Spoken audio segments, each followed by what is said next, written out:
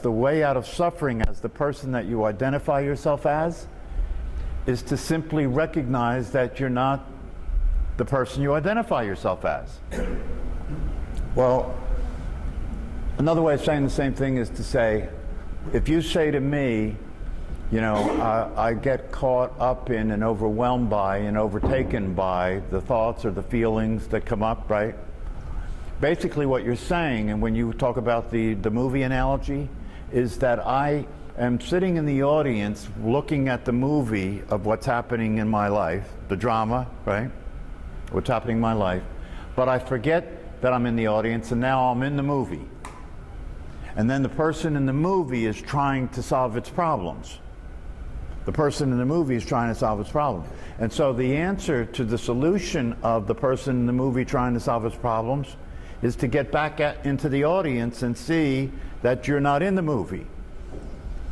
There is a person in the movie, there is an appearance, right? The movie's an appearance. There's a person in the movie that's in the drama of their life, dealing with their problems, having thoughts and feelings, right? Trying to be happy, trying to be secure, you know, all that, right? And there is a person in the movie who goes to meditation classes. See, now watch. In the movie, there's a person that goes to meditation classes, and in the movie, the person that goes to the meditation classes asks the teacher, you know, to help them deal with the fact that they keep getting stuck being anxious and being depressed and being upset, and right? That's all in the movie. There's a person in the movie that's in a meditation class trying to meditate in the movie. But the awareness, now watch, the awareness of the person in the movie trying to meditate isn't trying to meditate. The awareness of the person in the movie trying to deal with the drama and trying not to be anxious and depressed, the awareness of that is not trying to be at ease and not anxious and depressed. It's not trying to do anything. It's always there. It's always there. See, the thing is, the reason that we slip so easily into the movie, right, is because that which the movie's playing on the screen, right, another way of talking about the metaphor, that which the movie's playing on the screen is not being seen. What's being seen is the movie that's playing on the screen. You see what I'm saying? When you look at a movie, if you go to the movies and you look at a movie on the screen, right, you're not aware of looking at a screen, are you? No, you're aware of looking at what's happening on the screen, right? That's why it's so easy to slip into the drama, because on the screen it's moving. It is something that's so easy to identify with, because you see the images of people in the screen. You see it's moving, right? It's moving, it's got feelings, it's got drama, it's got all the action, right?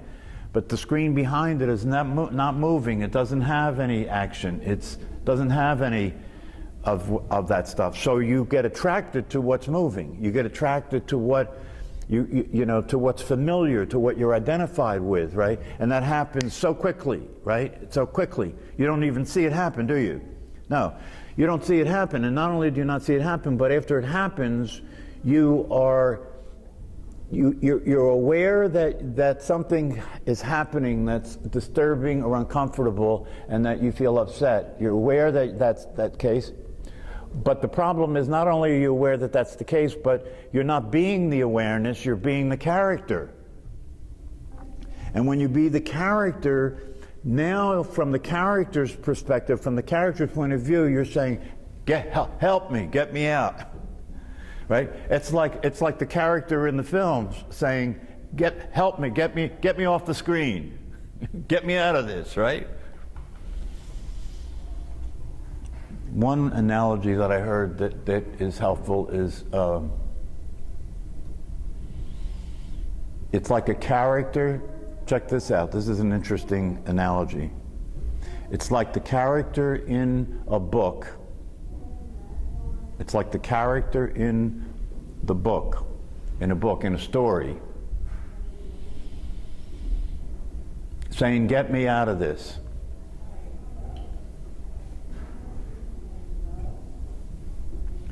But it's just a story. Problem. I'm repeating what was just said. That's the problem, to make that switch, right?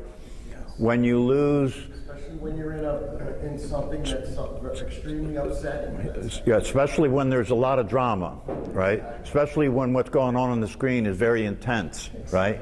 And you start to get afraid and you start to identify with it and you want to fix it, right? You want something to change. You want something to happen in the story, right? That language trips us up too, because you say it's not affecting you. So when we use that language, now which you are we talking about? The you that it's not affecting, or the you that it's affecting, right? See, the thing about it is that there's no anything when you talk about how do you get out of it, right? You gotta keep going back to what I said earlier. How do you get out of something you're not in? See? As soon as you think that you have to get out of it, that's where you're stuck, because you're not in it. As soon as you think that you have to get out of it, as soon as you think that you have to change, that you have to do something, that something has to be different, right? You're stuck. Because you don't have to do something, nothing has to be different. Nothing has to be different with the movie on the screen, because it's just a movie. Who is it hard to get away from? See, if you take that piece out, right, physical sensations, right, you take the person that it's happening to out of the picture. Now what's the problem? Are the physical sensations hard? Are they difficult? See, because for them to be hard or difficult, there has to be somebody that they're hard or difficult for. To who? Yeah, that's right. But you see how easy you see how easy the identity comes in, right? As soon as you have it that it's hard and difficult for the person, you're speaking as the person saying that. See, that's the beginning of the end of the freedom, when you're trying to make yourself not be you. Because now, see, who you really are doesn't have to do anything to be itself. It already is. So if you're trying to make yourself not be who you think you are, that's who you think you are. You see? If you're trying to make yourself not be who you think you are, that's who you think you are that's trying to make yourself not be who you think you are. See, the thing about this is it's too easy. It's too easy. It's too easy to be who you are. It's too easy to be the screen, right? Because in order for you to be that, nothing has to happen. Nothing has to happen. It's already true. It's already true. All you have to do is notice that the awareness that you are is always aware of who you're being. The awareness that you are is always aware of who you're being, and it's not who you're being. It's always aware.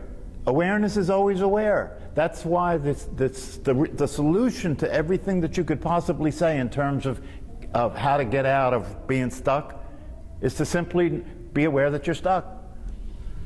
Because the awareness that's aware that you're stuck is not stuck. You understand? The awareness that's aware that you're stuck is not stuck. So all you have to do is be aware. That goes back, I've said this many, many times, but it's worth repeating, because I think it's a way of pointing to how easy it is to be what you already are. When the meditation teacher was teaching people meditation, and he said to the group, how many of you are aware? And some people raised their hands. How many of you are not aware? And some people raised their hands. And how many of you don't know if you're aware or not? And some people raised their hands, right? And he said, okay, those of you who said that you are aware that you're aware, that you passed the test, because that's true. You are aware that you're aware. Those of you who are aware that you're not aware, you passed the test, because you're aware that you're not aware. And those of you who are aware that you don't know if you're aware, you pass the test because you're aware that you don't know if you're aware. So the purpose of the exercise is to point out that no matter what you think, whether you think you're aware, whether you think you're not aware, or whether you don't know, whether you think you don't know if you're aware, the awareness of that is always aware. And so the confusion is you get confused with what you think about yourself instead of what's aware of what you think about yourself. What's aware of what you think about yourself doesn't have any problem. It's kind of like I came across the saying this morning by a teacher, and he said, when you're not here, you're here. What's that mean? When you're not here, you're here.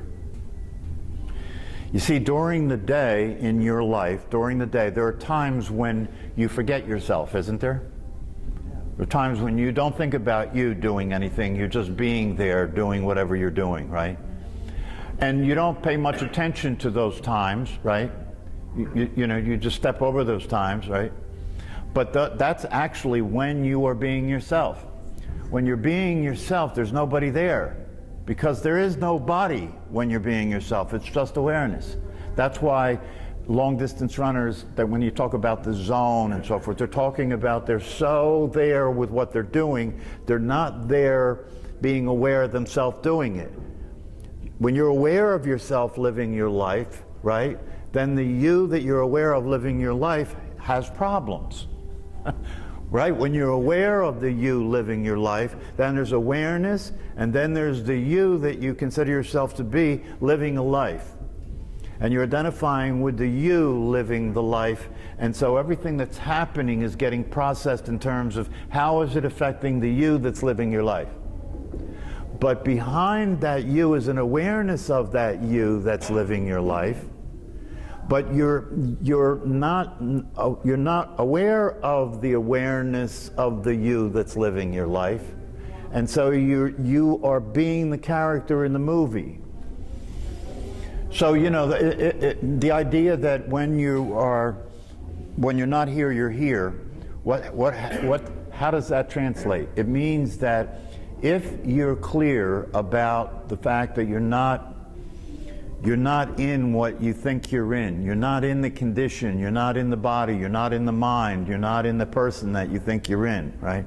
So you can't get out of something you're not in. This is something, you can't get out of something. If you're clear that that's the case, you simply stop. You simply stop. An awakened consciousness, an awakened awareness, right? It's just being aware of what's happening. It's not being aware of somebody that it's happening to. Do you follow me? It's just being aware of what's happening. It's not being aware of somebody that it's happening to. That's what means that you're not here. Who's not here? Who you think you are is not here. When who you think you are is not here, you're here. You're here because the you that's here is not who you think you are. It's the awareness of what's happening. It's just aware of what's happening. That's the freedom. The freedom of being the awareness is being the awareness of what's happening. It's not happening to any body. It's not happening to a person. It's simply being aware of what's happening. And when they're simply being aware of what's happening, even though there's a character, when they're simply being aware of what's happening, even though there's a character called you, right? That's inner. See, that's the thing. The problem is that awareness can't operate in the world of separation. The awareness can't operate in the conventional life.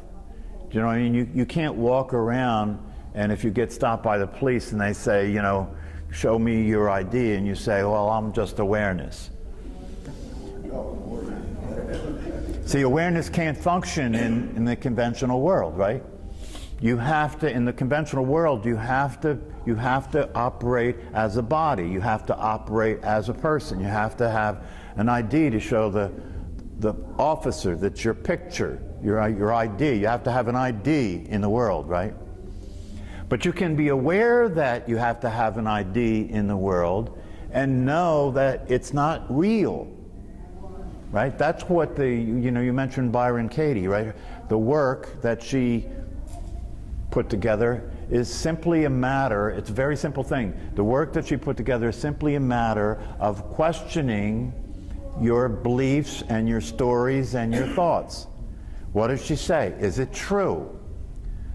Is it true? A thought is never true. Never true. So anything that's troubling somebody, if they stop and examine it and ask if it's true, the true answer will always be no. Will always be no. Because it's only true for who you think you are. It's only true as a thought, and a thought is not the truth, it's a thought. A thought is an interpretation. That's why it's not true. It's an interpretation. It's a true interpretation. But it's one of many, it's one of an infinite number of possible interpretations, right? Your experience, check it out.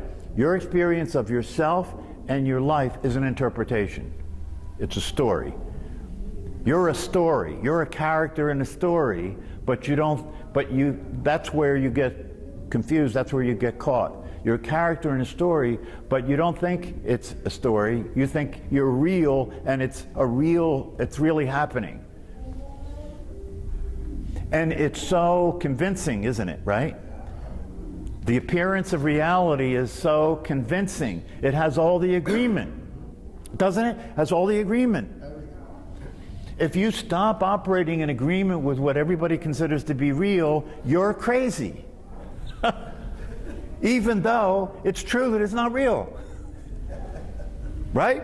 If you start walking around and you start operating as if this is all an illusion, it's all an appearance, it's not really real, right? People are going to start looking at you strange, like this person's not, maybe they're dangerous because they're not on the same page as the rest of us, right? So maybe we better get this person locked up. Yeah, we got to get this person in a locked ward. Even though it's true that it's just an appearance. You see what I'm saying? That's one of the reasons that a lot of the spiritual teachers say, once you find out who you are, keep it to yourself. Keep it to yourself, because if you go around sharing about who you are and about the truth, right, that this is all an appearance, it's not real, it's an illusion. If you walk around in your life, operating from that perspective, you're going to start scaring people, and they're going to start looking at you strangely, right?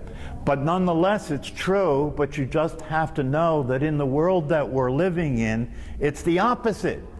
It's the opposite. What's not real is considered real. In the world that is the world of agreement, in the world that humanity is living in, what's not real is considered real. Who people think they are is considered who they really are. And if you don't think you're one of those people who already knows who they are, then something's wrong with you.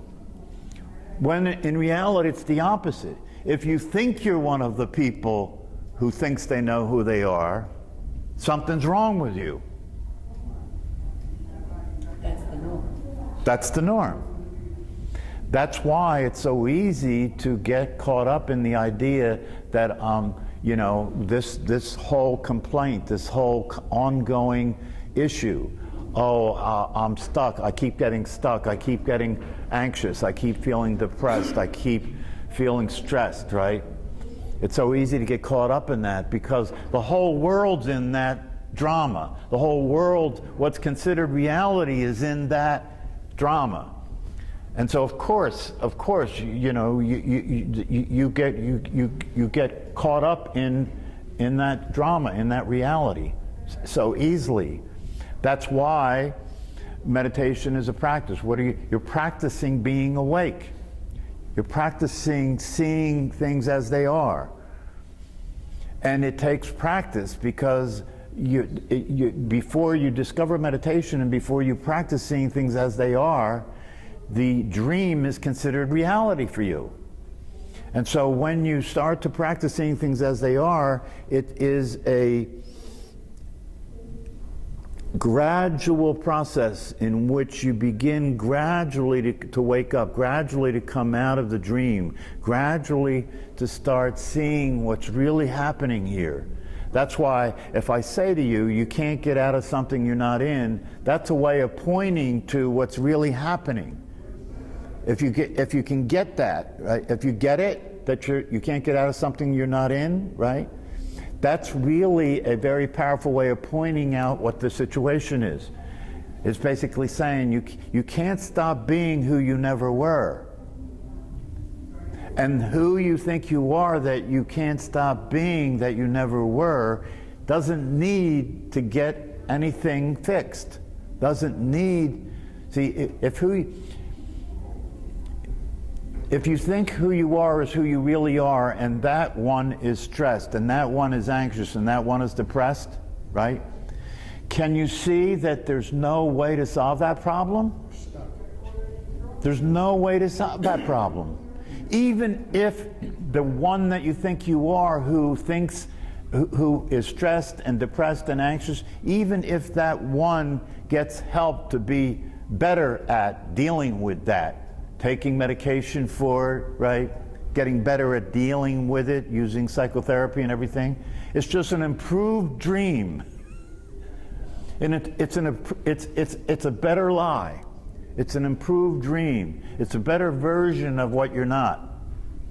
But it's not going to solve the issue. You're still vulnerable. You're still completely vulnerable. Because even if you resolve those particular issues, you're still stuck with the rest of the script. Your body's going to get old, sick, and die. You're still stuck with the rest of the script. Why stay in that situation when you can get out of it?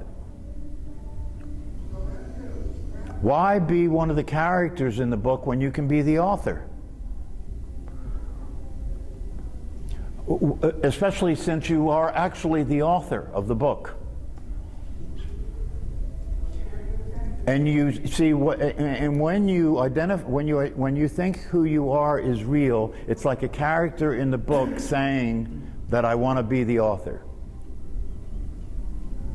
Right? But the character's not real. It can't be the author. The author's real, and the author created the character. The awareness that you are is real, and the awareness that you are created the person that you're being. Right? Created the person that you're being, just made it up, right? There is no awareness of what's happening, all there is awareness. So everything that appears in awareness is a manifestation of awareness. So the characters in the book got created by the author. That's why in traditional religions they say God created everything, right? But in the spiritual traditions of the East, right, there's no Godhead, right? All there is the awareness, and the awareness and what appears in the awareness are one thing, non-dual. They're one thing. It's one thing. There's just one thing. Right? And so when you let go of separating yourself from it, you see, when you let go of separating yourself from it, then it's just what's happening. It's not happening to you anymore. There's just what's happening. And it's not something that you figure out and understand. See, that's what the you who you think you are is trying to do. Who you think you are wants to figure this out, understand it really, and get it really something that you've got it all figured out, you got it all analyzed, you got it all understood, right?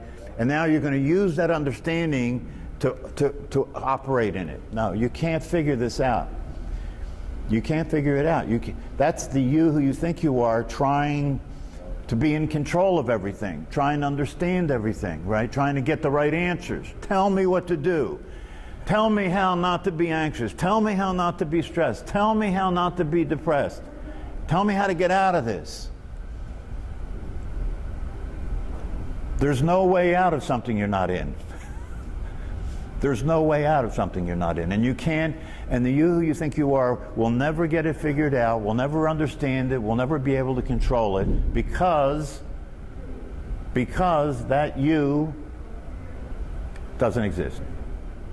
I mean, it's not that psychotherapy doesn't work. It works. See, the thing is, psychotherapy works, but it's very limited, right? Because it's not dealing with the real problem. It's dealing with the symptoms. See, who you think you are is a symptom of the problem. The problem is that you don't exist. So the problems that somebody has that doesn't really exist can be improved. In other words, you can have a better dream. Right? It's like the name of the book that I've been reading recently, you know, Death, the End of Self-Improvement, right? When you realize who you really are, there's nobody to improve anymore. The self-improvement projects come to an end. There's nothing to improve on anymore. It all takes care of itself. You become more skillful and more effective in living your life, right? Because who you are that's living your life is no longer considered to be the person. It's the awareness that there's a person. And the awareness that there's a person automatically infiltrates and starts to reorganize the way the person is. So it's not to say that there's no person. It's just to say that the person becomes not who you are. The person becomes the expression in the world that's the game piece on the board.